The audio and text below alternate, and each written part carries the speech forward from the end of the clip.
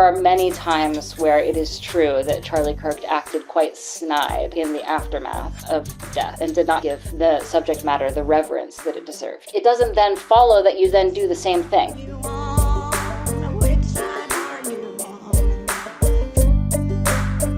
We have on the line now Meagan Day, associate editor for Jacobin magazine. Really excited to have this conversation. I think it's incredibly important. Meagan, welcome to the program. Thank you for taking the time. Thanks so much, Jacob. I'm glad to be here. Really excited to be talking to you. You wrote a few pieces. We're going to be talking to you about the aftermath of Charlie Kirk's assassination and how that has been used to try to censor folks in a way that's really, really problematic, I think.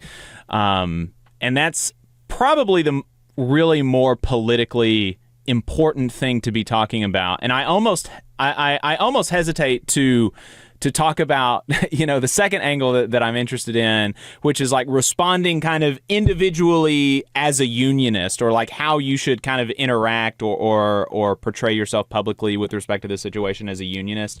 But this is a union radio program, and that's kind of what we think about. So I'll allow myself to do it. But the first thing I do want to talk about the political stuff, because that obviously has just inordinate ramifications.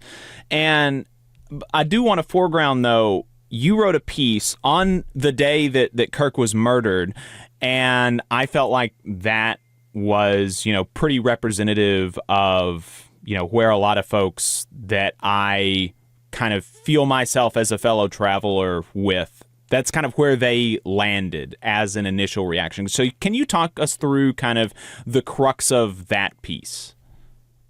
I think so. Me and my co-writer, Ben Burgess, with whom I co-wrote both of these pieces, I'm usually his editor. We typically have a little bit of a mind meld. And I think in this instance, we just kind of jumped into action together almost naturally, given the gravity of the situation. I think I was going to edit a piece of his, and then I ended up writing half of it anyway, and that's how we got here. We wrote that piece in hours after Kirk was shot. It wasn't even clear that he had been killed yet at the time that we first started writing. We had to sort of refine as we were writing the piece, but we felt called to respond from the perspective of leftists, because given that Charlie Kirk was one of the most visible and popular right-wingers on the political scene, it seemed evident that regardless of who killed him or why, the conversation was going to be about the violent and deranged left, because it was going to be presumed that someone on the left had killed Charlie Kirk, regardless of what happened. Obviously, you look a week later, it's sort of the picture is as clear as it's going to be. The guy seems vaguely left, but kind of apolitical, whatever. But it seemed pretty clear to us in the hours after the shooting that this involved the left, and that the left needed to have some way to respond. And the first thing and the main thing that we really wanted to emphasize is that this is bad news for the left, and people on the left should be wary about what was going to happen as a response. It seemed pretty evident to us that it was going to be the pretext for some kind of crackdown on left-wing free speech. And we are, if nothing else, rigorous adherents to the principle of free speech. That energy also animated the way that we spoke from the very beginning about the assassination of Kirk himself. Free speech is a value that we hold very near and dear at Jacobin, and certainly Ben and I in particular, I think, have really been hammering this for a long time, that it was always very politically opportunistic for the right to claim the mantle of free speech anyway, and it was kind of an own goal on the part of the left, which had gotten a little bit comfortable ceding that territory to the right. And free speech is incredibly important for anybody. Left, right, doesn't matter. Free speech is one of our bedrock, most basic American principles. And it will be important in the coming days and weeks, we argued, as inevitably there will be a crackdown on left-wing free speech. But let's also be clear, Charlie Kirk, whatever you thought of him, and I did not think very nice things about his politics at all, he was shot in the throat while he was sharing his political opinions. And that is as much a violation of free speech as anything else. People have a right to share their political opinions without violent reprisal, without state crackdowns, without firings or the threat of firing, without surveillance from their boss or surveillance from the government.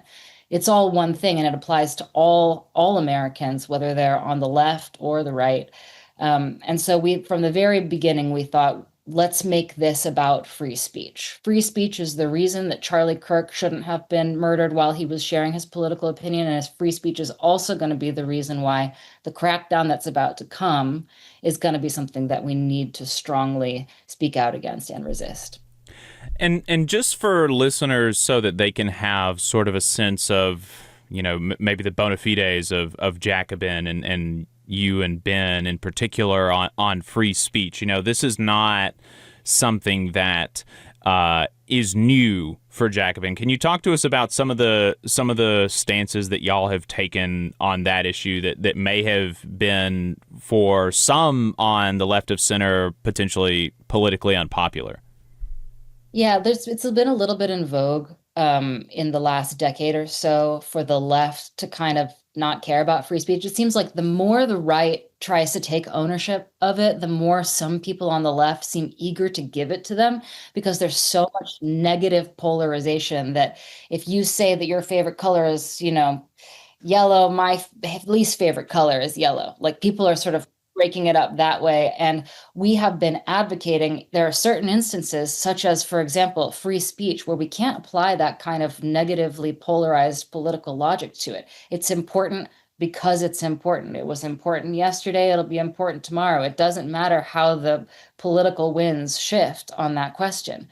The left, as I'm sure many of you listeners know, because it's obvious to anybody who's been paying attention, has gone a little bit overboard sometimes with being, sort of canceling people for saying things that are politically incorrect, for being sort of okay with people being fired on the basis of they said something wrong or that made someone else feel offended or unsafe. And we actually did irritate, I think, a lot of people on the left for a long time by saying, hey, this isn't okay. Not only is this in violation of one of our fundamental principles, but it's also going to come back to haunt us. I mean, if the reason why the left has been dogged defenders of free speech since the very beginning, there's a reason why unionists, left-wing unionists in this country used to put up fights against, the sheriff, like, that were called free speech fights. I mean, that happened in the early 20th century. And it's because when free speech comes under attack, people who express opinions that cut against political and economic power in this country are the first to experience the squeeze. And so it's something that we need to protect for our own sake and for its own sake, forever and always. I think for a time period, Ben and I and some other people who are involved in Jacobin felt a little bit alone in saying this. I believe it was kind of fashionable on the left to say free speech, that's kind of an Elon Musk issue. That's not an us thing, that's a them thing. And it doesn't feel good right now to be having an I told you so moment whatsoever. It feels horrible because, unfortunately, the crackdown was always going to implicate all of us who fight for equality and justice in this country. So here we are, free speech is being trampled by those right-wingers who, when it was politically convenient, were very insistent that free speech was their issue and the left were the cancelers. Lo and behold, they seem to be staking their claim on cancel culture, right-wing style. Yeah, when things like this would come up, nothing in particular comes to mind right now, but I do regular hits on one of the morning shows on one of the stations that we were on, and and I've been doing that for like the past 5 years, and so he would come to me with oh well, here's this person who's been canceled, and I was like, well, you have a union contract, then you at the very least you have due process. and you like have a way to know kind of what's going to happen that is beyond my boss got his or her feelings hurt more than they like to typically have their feelings hurt, right? I mean, there's a real process there. And I think that every worker deserves that. I believe that every worker deserves a good union contract that protects the rights that we have outside of our workplace, right? I mean, that's something that I know that Ben writes about a lot, how for so many people in this country, basically everybody that doesn't have a union, you check your rights as a citizen at the door when you clock in. And I think that's problematic. And I think it kind of starts to strain the meaning of the word when you say we live in a democracy or we live in a republic or we live in a representative form of government where your voice means something, where you have a say, where you have rights, when literally the majority of your waking life you're in a place where you don't have those things. And so that's always been what I've said. And that's what I'm saying now as people are getting fired, as we're seeing both. And this is another thing that I and Ben have been talking about for years now, that this repression from the private sector is just as meaningful in a person's life as repression from the government sector. You know, there are some people who came back 5 years ago when we were talking about canceling people on Twitter or people being deplatformed, and the retort would be the First Amendment only protects you from the government. And a lot of times the person who was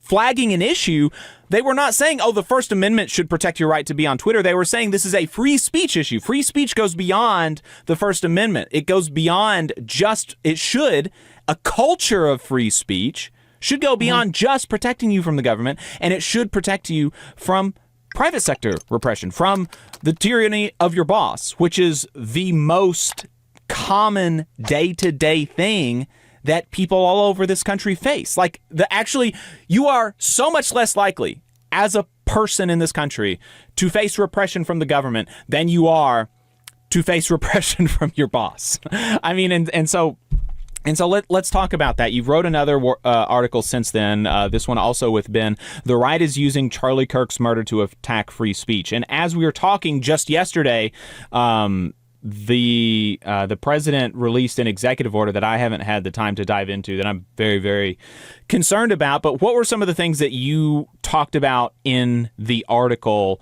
as things that folks should be concerned about? Yeah, once again, I think we kind of got a little bit early on the crest of this particular wave. And a lot of things have happened since then. First, I just want to echo that you are completely right, and this is really worth underscoring. The likelihood that somebody's going to knock from somebody from the government, a police officer, whoever, FBI agent, is going to knock on your door because of something that you said and haul you away in handcuffs is incredibly low compared to the likelihood that it's going to get back to your boss and you're going to get fired, suspended, or get your hours changed or cut in a way that is disadvantageous to you or that makes it so that you don't get benefits anymore, et cetera, et cetera. This is a vector of violation of free speech that is more powerful, more incisive, and more common and more generalized across the population than government repression. So it's something that we need to take seriously and not as an afterthought. Government repression can also happen, and we need to be prepared to defend our rights to say whatever is on our minds and our hearts against that government repression. We tend to take for granted that it's that it's okay to say what we think and not get punished for it in the United States, but that's not something that we can take for granted without fighting for. And that was the reason that Ben and I wrote the second piece. It was sort of like an update. The crackdown that we had anticipated was coming had begun, and we wanted to sort of document the shape that it was taking. The first thing that we noticed that was really concerning was that the Attorney General, Pam Bondi, said she said there's free speech and then there's hate speech. So she's distinguishing between the two things. And she's saying, look, you're allowed to have free speech, but you can't run around doing hate speech. Incredibly ironic, because this is what a lot of people misguidedly on the left were saying Mm-hmm. for an entire decade. Right. And this is what people on the right were scoffing at when they heard it coming out of the mouths of people on the left.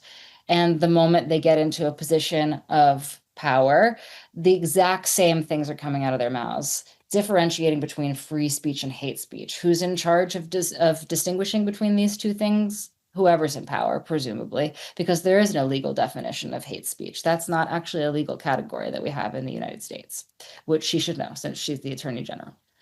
Um, and she was sort of saying there's definitely no place in our culture, especially now, for hate speech, especially after what happened to Charlie. Again, sort of demonstrating that they're willing to use the pretext of the murder of Charlie Kirk as an opportunity to basically switch sides on the cancel culture issue, on the free speech issue. And she was not alone in this. First of all, on the whole, like recycling rhetorical tricks from the left, there were also a couple of articles and a couple of statements where right-wingers were saying this isn't cancel culture, this is consequence Mm. culture. And I Mm-hmm. swear to God, I heard that on the Yep. left less 2, 3 years ago. And people like me and Ben on the left who are against that kind of thing were saying, hey, you got to be a little more careful about that, to people on the left. And the right was agreeing with us, and we were sort of felt just a little bit strange about being allied with the right on this. Well, it turned out those commitments from the right were entirely paper thin. They were just going to drop them the moment it was politically expedient, obviously. So, they're kind of stepping into that role, the sort of morally scoldy, censorious role of people who like monitor your speech to see if you've stepped out of line. JD Vance himself is somebody who has actually criticized so-called wokeness and cancel culture quite a bit. And there have been moments where his critiques of that have resonated with some of my own critiques of it. Well, then this happens. And then what do we hear from JD Vance? He says, there's no unity with the people who celebrate Charlie Kirk's assassination. When you see someone celebrating Charlie's murder, call them out. And hell, call their employer. What does that actually mean, call their employer? I don't like what this person is saying, and I think that they should lose their ability to afford the basic necessities in their life because Right. I don't like what they're saying. I think we should cut them off from access to the economic resources that they need to reproduce their life and their family every day because I don't like what they're saying. So much for the champion of free speech and the warrior against wokeness, JD Vance. I mean, this stuff sort of evaporated in a cloud of smoke.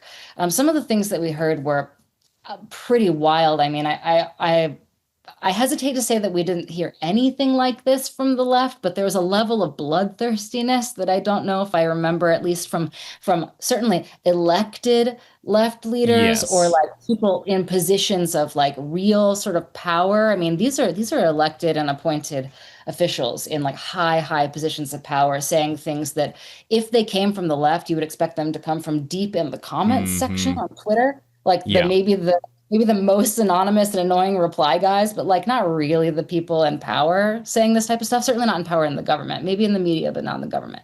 So some of the things that they said were like, oh, here's an example from the article. Let's see. Where's this one? Okay. Um, here's from House Speaker Mike Johnson. We do not censor or silence disfavored viewpoints. Good, starting off good. Where does he go from here? People are allowed to say crazy things, but if I'm an employer or I'm a government agency and I have someone in my employ who is online celebrating, I can make the decision that they don't deserve to work for me. Well, he completely torpedoed the first thing Right. that he said. We do not censor or silence disfavored viewpoints. By the end of the sentence, he was saying, but if you work for a private employer Or or a the public. government, Yeah. you're going to get fired. That's like everybody who Yeah. has a job in America. And there were actually a fair amount of fires. I want to hit one more thing that we heard from people in power on the right before we talk about the firings. We heard from Louisiana Republican Congressman Clay Higgins. Like if you were to time travel and show this to somebody a few years ago and ask them who said it, they would say, this is the most deranged Twitter leftist, right? Mm-hmm. This is what he said. As for people who say things that he doesn't like about Charlie Kirk's death, I'm also going to go after their business licenses and permitting. Their businesses will be blacklisted aggressively. They should be kicked from every school, and their driver's licenses should be revoked. I'm basically going to cancel with extreme prejudice these evil, sick animals who celebrated Charlie Kirk's assassination. Notice didn't even shy away from the word cancel. And I didn't even really detect a hint of irony in there. Like, I think maybe they started using that word with a little bit of irony a few months ago, but they've totally kicked it to the curb at this point. Look, cancel culture is bad when the left does it, when the right does it. Firing people for speech is bad when the left does it, when the right does it. Free speech is important for everybody, left and right, and specifically for workers, for people who rely on an employer to get the money that they need to afford their lives, who are otherwise at extreme risk when this type of stuff becomes generalized. Right. Yeah. And it's been just crazy. And to see it happening there are two different groups of people. There are, and people will, there are going to be some people who hear this who think that I'm underestimating the first group, but they only think that because they hear people like Clay Higgins saying that there's all these people who are celebrating Charlie Kirk's death, and they don't actually go and look at people's comments and what the people who are being fired are actually saying. Because now, so there's one group of people that are actually celebrating his death, and they're like, it's great and more of it should happen, and in a way that I have found in some instances like stomach churning and kind of like probably like not good for their soul. But the vast majority of people who I have seen on these doxing websites, Charlie Kirk's murderers, in news articles, the vast majority of them have been people who disagree strongly with Charlie Kirk's political views and see the attempt to have him made into a secular or not so secular saint in real time and are objecting to that because they're doing this in the name of, the American people or, all of this. They're making any disagreement with him. And he is right now a topic of conversation, right? Mm-hmm. And so if he as a figure, his legacy is a topic of conversation, then I, as somebody who do not like his legacy, have a right to say as much. And if you think that me disagreeing with the canonization of a partisan political figure, I mean, he was not. The idea that he was a unifier or somebody who was kind of moderate is just not so. He was an out and out partisan, which is a fine thing to be, right? I mean, I'm a union partisan. I'm an out and out partisan for unions and the labor movement and the working class, and that's fine, right? And you can not like me for that. And I cannot like the legacy of Charlie Kirk. And because that legacy is being discussed, I have the right to weigh in on that. And that ought not result in, as you said, the necessities of life being stripped from me and my family, which is what is happening. Just as a matter of fact, if you go and look at these professors who are being fired, these educators who are being fired, in fact, in many of the cases, there's like 2 or 3 or 4 or 5 times in the single statement where they're saying, it's bad. I don't like it. It makes me sick. I'm praying for his family. I'm so sad. Free speech is important. And like 5 or 6 caveats and throat clearing, but I don't like his political views. And like, you should be able to say that in America and have a job. I feel like I'm going insane because there are all these people like Clay Higgins, who are just pretending as if that's not the case, pretending as if all of these people are actually celebrating his death, which is just not happening. Okay, that is really important, and I'm glad that we're pivoting to talk about this. Like you, I have seen a few comments online where people are kind of leaning into what I would call celebrating Charlie Kirk's death. Do I like that? No, I don't. I wrote an article with Ben. We wrote an article titled Charlie Kirk's death is a tragedy and a disaster, because that's how it feels to me. It feels like anybody getting shot in the neck in front of their children, while they're speaking their mind politically, even if I disagree with them, is a tragedy. And it's a disaster for the left. So there's really nothing to celebrate here anyway. That's my opinion on that. So when I see people doing so-called celebrating the death of Charlie Kirk, it doesn't sit right with me. I also don't think that it's the kind of thing where you need to be corralled back into line by the threat of destitution, right? And then furthermore, on top of that, most of the people who are getting fired, like you said, they're people who've put their names to these comments. It's really the anonymous accounts online that are saying kind of things that I find morally dubious about celebrating Charlie Kirk's death.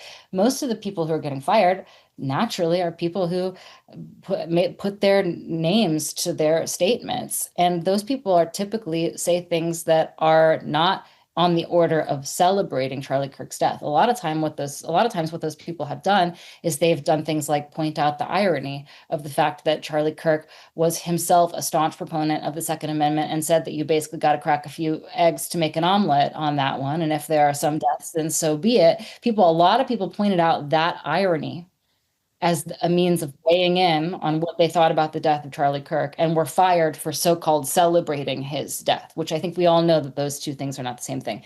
I have an example here that I'd like to read out loud, just in case any of your listeners are like, think maybe that we're like overstating the extent to which some of these fireable offenses are really just statements of political opinion that should absolutely be in bounds in our political culture. Here's a statement from a woman who was fired from Ball State University.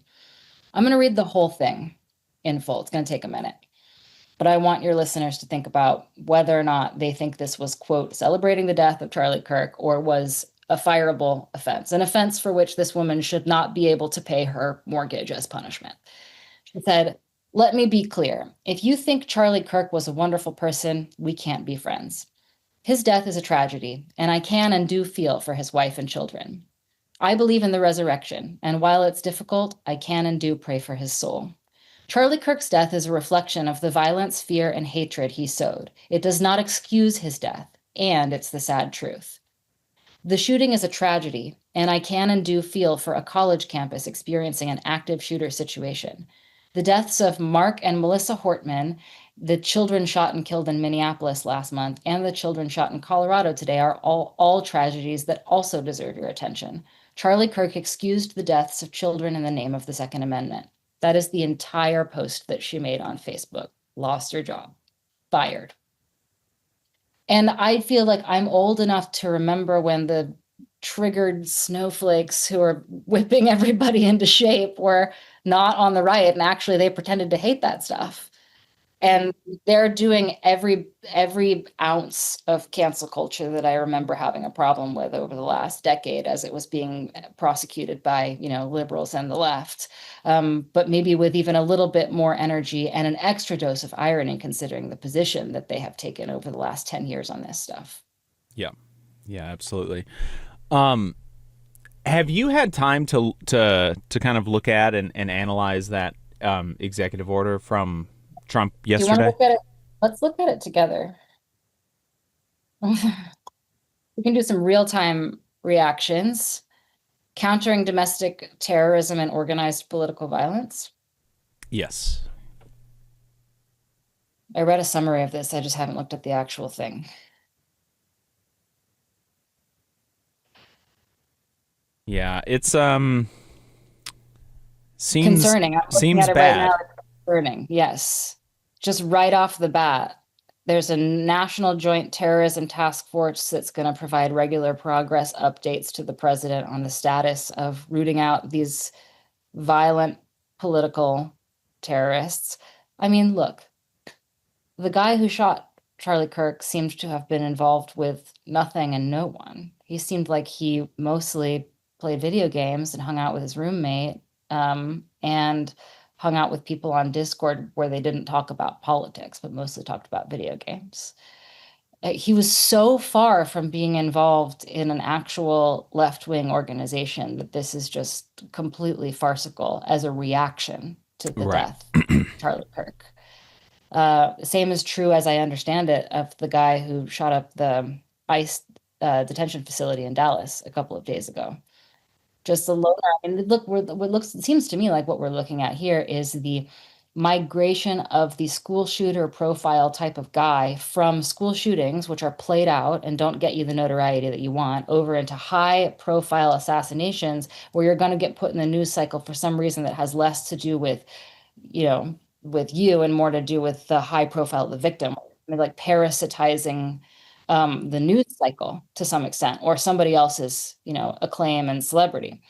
And so it seems to me like mostly it's pretty isolated young men with a lot of similar mental disturbances to the type that you see in the profile of the school shooter, which has been plaguing America for 20 years now, just switching over to political assassinations. And using this as a pretext to go after what I think we can safely assume here are going to be left-wing organizations only, makes zero sense because quote unquote left-wing organizations are not the ones who are producing these young men who are pulling the trigger, from what I can tell. Hey, 5 seconds. Just wanted to say that this is only possible because of our donors. If you want to see more of this, then consider donating yourself at tvlr.fm/donate. It's incredibly concerning stuff. And I mean, as you predicted, right? And so we're seeing multiple fronts on this attack on free speech. We're seeing actual, like, real deal government suppression of speech. I mean, the Jimmy Kimmel thing was kind of one of the, one of the most public examples of this, even if, Jimmy Kimmel being on late night TV is not, the most important thing in the world. But and it's been funny seeing people trying to make that seem like the government wasn't involved, because Trump very obviously thinks he was involved, and the Alabama Attorney General thinks he was involved. Like, I was listening to the radio, the day that happened. And, I was hearing some hosts say some stuff like, oh, this is just Disney making a business decision or whatever. And that day, one of the right-wing news outlets in Alabama was like, Alabama Attorney General stands by FCC removing, Jimmy Kimmel from the air. And I was like, well, I mean, you gotta get in the meeting room, guys. You gotta figure out what the line is before you go out and say. They always give up the ghost on this because the ones who like the canceling are like, we did it, boys. And the other ones are like, we had nothing to do with this. Right.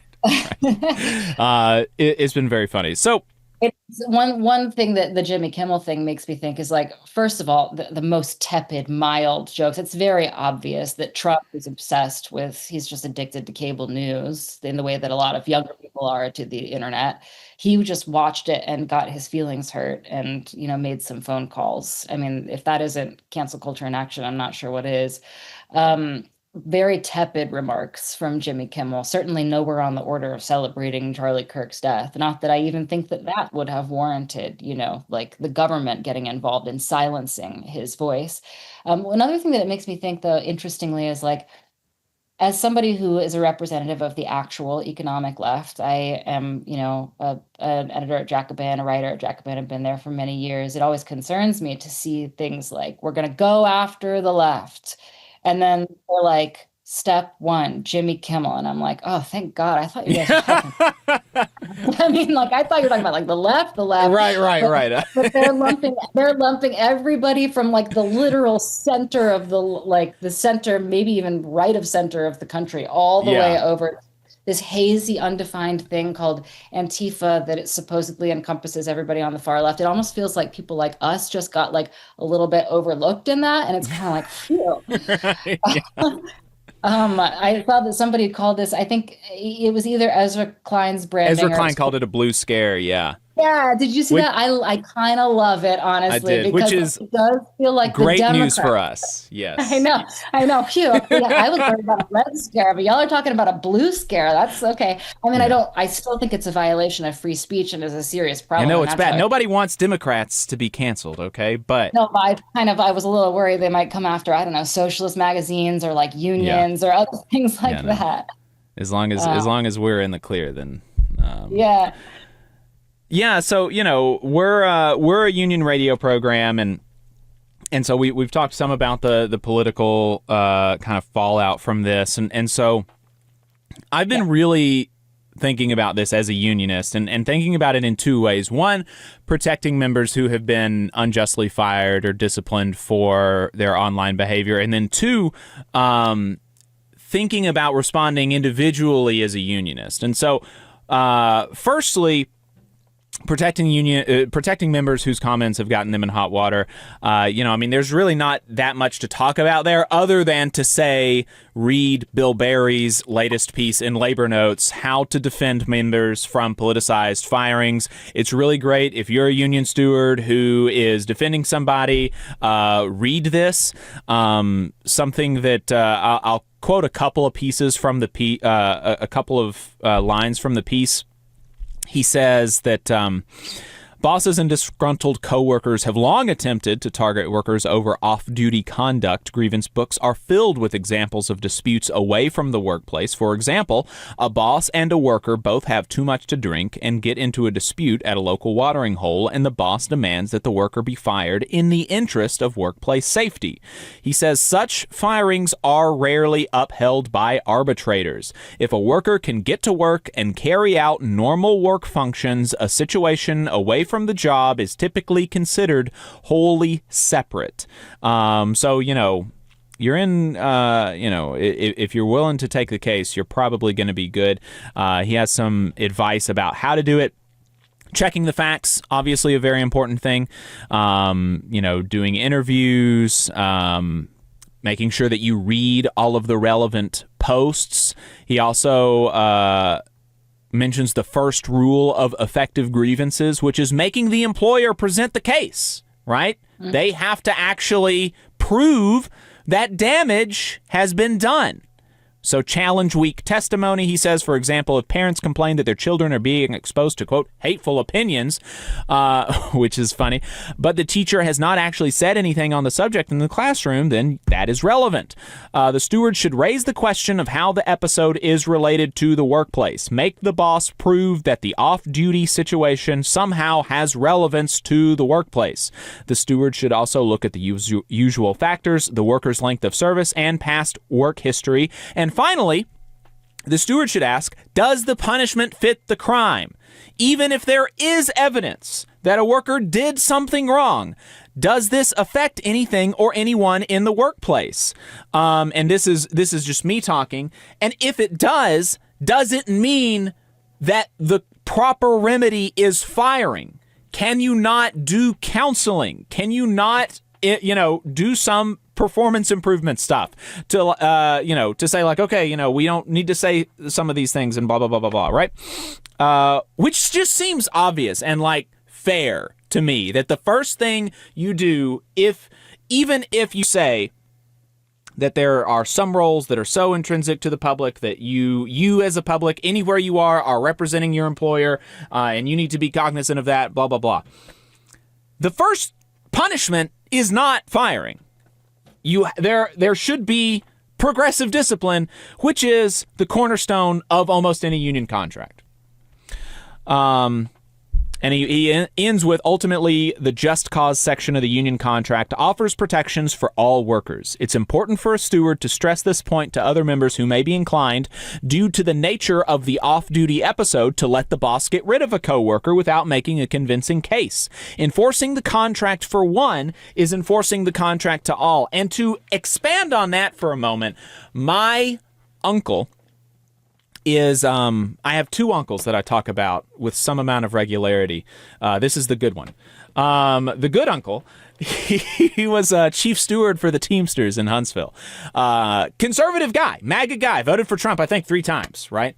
But before he retired, he was chief steward for the Teamsters in Huntsville at UPS.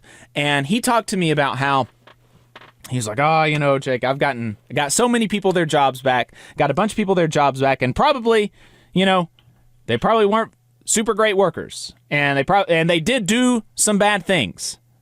But guess what? The supervisor has a job too, and it is his job to make the case.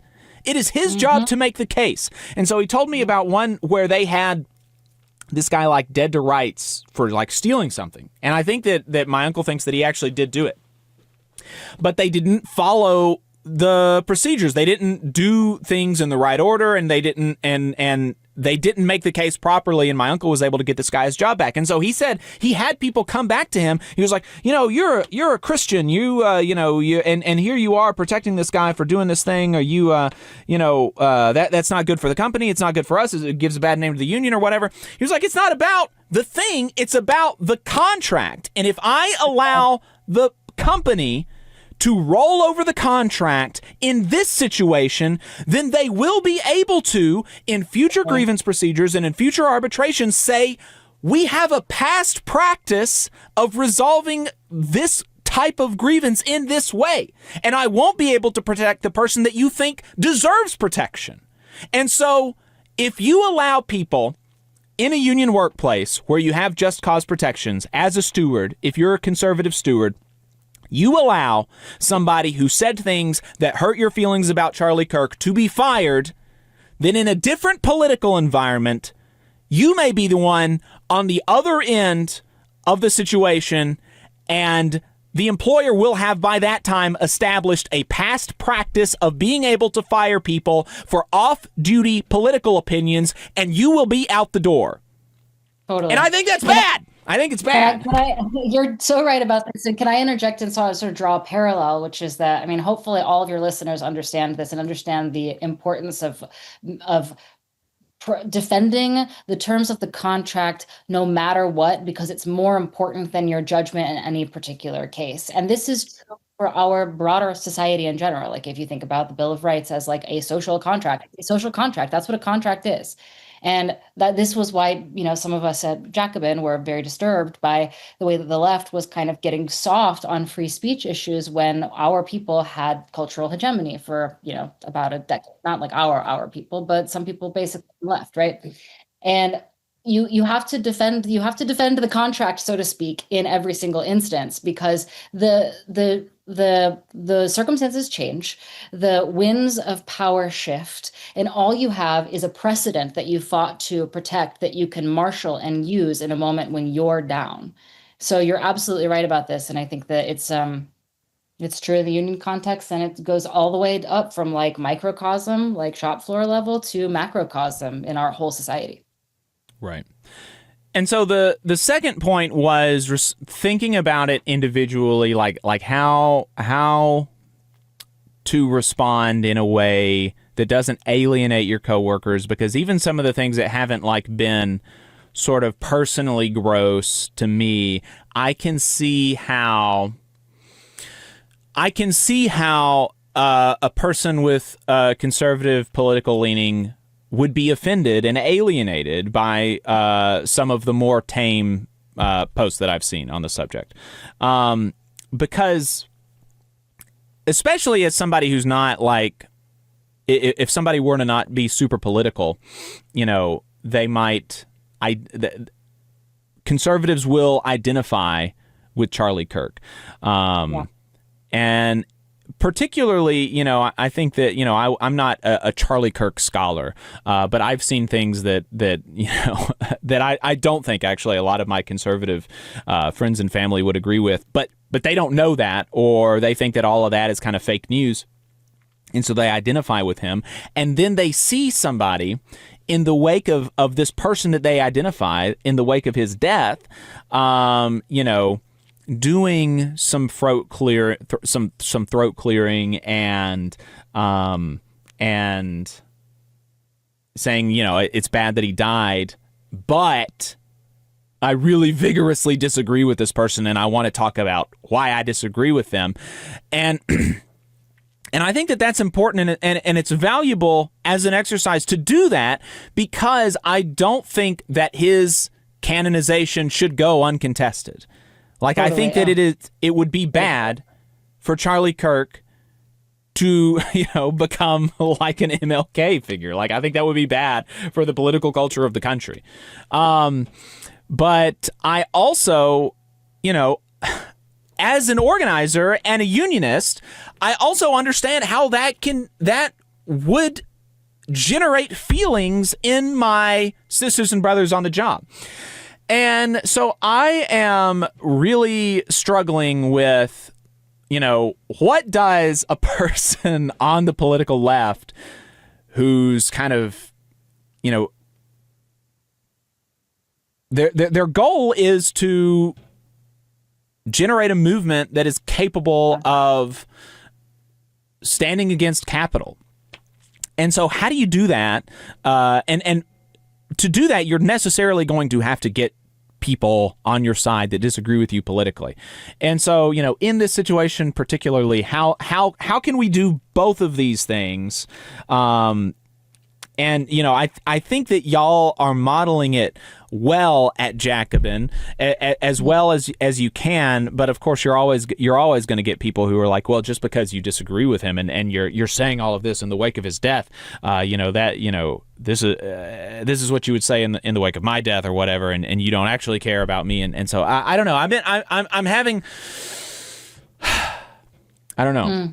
I go back and forth on it a lot. Because so many people in my life, and people in our unions, are conservative, and they at this point they do identify with Charlie Kirk, even though it's not like they were regular listeners before. And so I don't know. I'm just interested. I don't have an answer on this one. I'm just interested in any reflections that you might have. Well, it's a big question, but I'm with you on thinking that it's a difficult question. And I think I'm getting a little sick of some people on the left acting like it isn't, or it doesn't matter, or like the answer is just to say like, fuck Charlie Kirk, because we have to fight the forces that are trying to force canonize him, and that there isn't like an actual quandary here in terms of how we like bridge these divides. The first thing that I would say, and this was the initial instinct that my co-writer and I had when we wrote the first article in the hours after Kirk's death, is don't make light of death. It's really the end of somebody's life, like for real, like not in the abstract. And I realized that having a kind of autoplay snuff video like forced down our throats gave it all a very kind of hyper real quality, but it really is real. And the first thing to do is to just try to ground yourself in your own humanity and make sure that in everything that you say, you are being appropriately deferential to the seriousness of the subject matter.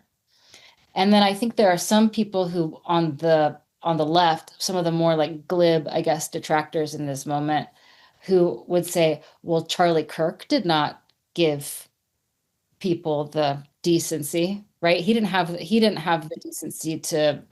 There are many times where it is true that Charlie Kirk acted quite snide in the aftermath of death and did not himself give the subject matter the reverence that it deserved. It doesn't then follow that you then do the same thing. First of all, the conservatives who identify with Charlie Kirk don't actually know that. They are actually in a like political echo chamber and probably are not familiar with that. People on the left have been able to locate those moments and circulate those in our own media channels, and so we're actually quite familiar with them. But a lot of other people are not, and have not, and don't know what you're talking about. Secondly, just because he did doesn't make it okay for you to. It's not a good idea. In fact, that would be my primary quibble with Charlie Kirk, is that I don't think that he was sufficiently respectful of the humanity of all of the people who occupy this society. And that's an issue that I have with him. And so why would I then replicate that issue in myself? It's just creating an irony trap for myself. This is something that I would like to promote, this kind of sensibility on the left in general. Okay, here's another anecdote that might help. some kids came into my wife's fifth grade classroom saying Charlie Kirk died. And the other students didn't know who Charlie Kirk was because their parents hadn't told them and they hadn't heard it. And so they said, Miss Day, who's Charlie Kirk? And she um, was panicked for a second and then remembered that she has a good solid union contract. And then she said, well, she's realized that she's allowed to talk to these kids in a way that's developmentally appropriate. She's not going to get in trouble. So she just said Charlie Kirk is a man who was very involved in politics on a particular side of the issue, and he was killed by someone who did not like what he was saying. And that people in this country are very split on it. And one of the first kids' response was he a good guy or a bad guy? Because they wanted to know if they should feel happy that he had died or sad that he had died. Now, I beg people on our side of the issue to take stock of this anecdote. Do you have a brain that is more developed than that of a fifth grader? Or do you have a brain that is exactly as developed as that of a fifth grader? Because that's how a fifth grader was dealing with the situation. If he was bad, I'll be happy. If he was good, I'll be sad. But we're adults and we're capable of thinking through questions that are this complicated with nuance. And we're able to say things like, it is bad that someone was killed in the act of sharing his political opinion, even though I do not agree with his political opinion. And now, since we're on the topic, I will tell you why. So it's a matter of holding both of those at the same time and making sure that the person that you talk to like really believes that about you. Like they can really feel that coming off of you, that you're sincere in that regard. And that's kind of a hard thing to articulate how you get it across, but like people can tell if you're being phony. Like if you're real and you're like, wow, that's a serious issue. And that's really sad. And it's a violation of free speech, actually. And it's concerning because it indicates a rise in political violence. And that makes me worried for everyone in my country, not just my side. Can people feel that off of you or not? Do you mean that or not? Are you saying that because you really believe it? Or are you saying it because you're clearing your throat and you're trying to rush to get to your point, which is just to shout somebody down and poke holes in their martyrization project and kind of make them feel like a fool for canonizing or doing hagiography of this guy that you know was actually like kind of a schmuck, which he was. So I wouldn't rush through that part. I mean, I would try really hard to be sincere. Ben and I did in the first piece that we wrote. I think we were like, well, we're not just like clearing our throat and covering our asses when we say that this was a sad moment. This really was a very sad moment for America. And it's certainly like we said, it's not good news for our side, obviously. So we're very sad in that regard as well, but mostly just for everybody who lives in this country. It's a sad moment. It does disturb me that people are martyrizing Charlie Kirk and also talking about him in ways that his record does not deserve. Talking about him like he was the guy who always played nice or was the great unifier or was so calm always and eager to diplomatically persuade always. I mean, look, he was a prismatic man. He had many sides to him. There were times when he did do that. He debated my co-author, Ben, and Ben found him to be a relatively fair and even-handed debate partner in that particular instance. But certainly there are not things that have circulated since his death that indicate that there were moments when that was not how he behaved and when he was being highly disrespectful to his debate partners. And when he was just engaged in a kind of like profound dehumanization of people who were different, especially people who had less power in society than him. Yeah, he was kind of schmuck. I really like what you said about the, really making sure to center that, I mean, if our political project is anything, it is to, increase human flourishing, for the betterment of human life, to make people's lives better. We center the value of human life. I do. And this was the ending of a human's life who was, all of the political things that we disagree with, but, he was a person that people loved, and that had a family, and and he's now gone from that. And that's the whole reason that, I want to have an effect on the world is because I want that thing to happen to less people. I want less people to die. I want more people to have more fulfilling lives. And you mentioned that some people might respond that he did not do that all the time. And I mean, they'll say, well, Charlie was not yeah. as good of a person as you. And To which I would say, I know, I feel a little right. bit better about I'm feel a little more grounded in myself and my Yes. values and my principles than I'm perhaps Charlie was. Like, and I'm going to be able to maintain that through this moment as well. And I do want to just share at least just one of those moments that I found to me was one of the more like, oh wow, that's really really really really gross. Mm. He was being interviewed by some fellow. I used to say, hey, as a gay person, hey, you as a gay person would go to Gaza, they would throw you off tall buildings, right? Well, now they don't have any tall buildings left. Maybe don't kill Jews, stupid Muslims. And it's like, well, actually the super vast majority of the people who have been killed in Palestine did not kill any Jews. Like, that's not what's happening there. And that is, that was a joke. It was played as a laugh line, and it got laughs about people dying, Mm-hmm. and that it physically made me feel the way that I felt when I saw this person on Twitter saying, hopefully the family's next and the little kids or whatever. Like, Yeah. that physically, I felt that physically, and it made me ill. And this video of Charlie Kirk makes me ill. Mm-hmm. And I think that both of those should, even though, even with one being about the guy who made, like, if something happened, God forbid, to that woman on TikTok, and then somebody else makes another video saying what she said about Charlie Kirk about her, that would make me ill, because I don't like it when human life is snuffed out, and it's sad. It's not a laughing matter. Yeah. And just because Charlie, like you correctly pointed out, an instance in which he made light of it. There's another example too. I don't know if you're familiar with there being a story in New York where there was a young man who was a left-wing, like, political activist who was stabbed in a knife crime by I don't remember much about the assailant. He was black, a young black man. I don't know if he was homeless or not. I think he might have been. He was probably having a mental health crisis of some kind. But in any case, Charlie mocked the family and friends of this young man who had said in the aftermath of this murder that the victim, the young man, would have had empathy for the person who killed him. And Charlie was like, thought that that was just hilarious, and was mocking the young man himself and his family and friends who were in mourning and trying to make sense of this.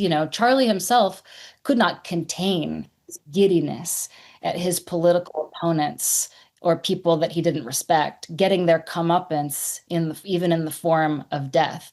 And we don't have to be like that. In fact, at some point, not to be corny, but at some point the cycle has to stop somewhere. And I would bet on moral consistency taking us farther as a movement than tit for tat pettiness in moments like this. I think that I can't promise that I know what's going to happen in the future, but if we can be morally consistent year after year, incident after incident, and episode after episode, and be upstanding and being able to look at our own behavior and defend it, then in all likelihood that will work out better for us. Because I think that people sometimes get very swept up in the moment with this stuff, but usually they do gravitate overall to people who are espousing values that they feel align with their own. And most people don't think that political violence is cool or funny. Most people don't think that death is a laughing matter, that murder is a laughing matter.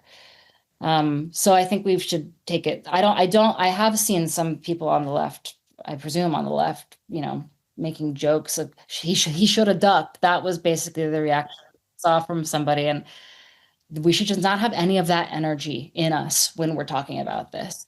nor should we skip over our criticisms of Charlie Kirk's, political legacy, his political project, and so on. Because yeah, like you said, they're trying to make him into like a perfect martyr figure. It's pretty ludicrous to those of us who are very opposed to his political project. And I'll say one thing on this, which is that since you have your listeners are, union involved individuals, shall we say, like I think of Charlie Kirk's project as being very inimical to the union project. I really do. Oh, yeah. Because think about it this way. For one thing, Charlie Kirk was very negative about unions in many different contexts, just directly. And he primarily had an issue with teachers' unions because that allowed him to fight his culture war at the same time that he espoused his anti-union ideas, and he liked to meld those two things together. But it hurts the entire union movement when Charlie Kirk would say things like talking about teachers' unions as basically legalized cartels and talking about them as like these sort of that's the phrasing that he would use. And I think we all know how that hurts the labor movement. But more than that, Charlie Kirk was above all devoted to the maintenance of what he considered to be natural hierarchies that were being disrupted by leftists who he thought were socially engineering society to knock people off the pedestal who were there because they deserved to be there. So Charlie thought that, native-born Americans, white people, men, straight people, Christians, and so on, people who occupy the upper echelons of society got there because they were naturally superior, and that the left's project was to try to superimpose equality on that natural hierarchy in a way that just screwed everything up and made society worse. Well, guess what? What do you think that means about bosses and workers? Like the implication of that for bosses and workers is crystal clear. Charlie Kirk thinks that your boss is your boss because your boss is better than you, literally made of better stuff than you. And generalizing that attitude about natural hierarchy and natural domination cuts against the very principle, the bedrock principles of the labor movement, which are that we are all made of the same stuff and we are all created equal. We are bound together in these particular kinds of social relations, employment relations, economic relations, but we're just people, you and me. I don't think Charlie Kirk thought that. I think that he thought that there were people at the top who got there because they were supposed to be there, and the rabble needed to be kept out. Yeah, one of the things, my brother Adam, who does this podcast with me, he says that one of his kind of like guiding political philosophies is ain't nobody better than me and I ain't better than nobody. So I think, that's definitely like a bedrock sort of union principle. So sure. And Charlie's principle was like, everything he would criticize this is his critique of the left, is that like, he wouldn't quite outright say it, though sometimes he came pretty close. But what's the left trying to do? They're trying to put people who aren't the best of the best in position that are reserved for the best of the best. He said that pretty clearly when he was talking about things like affirmative action, for example, but you can absolutely bet that is how he felt about like the whole economic situation and the relationship between bosses and workers too. Yeah. Meagan Day, associate editor at Jacobin magazine. Thank you so much for your time. I appreciate it. Thank you so much, Jacob. It was fantastic to come on. Appreciate it. You just saw a clip from the Valley Labor Report. We are live every Saturday morning from 9:30 a.m. till 12:30 p.m. And we pride ourselves on keeping all of our content free to everybody so that we can talk to as many working folks as possible. If you support the work that we're doing, you think that it's important, you think that it's good, then consider making a monthly contribution to the project, and you can do that on our website, tvlr.fm.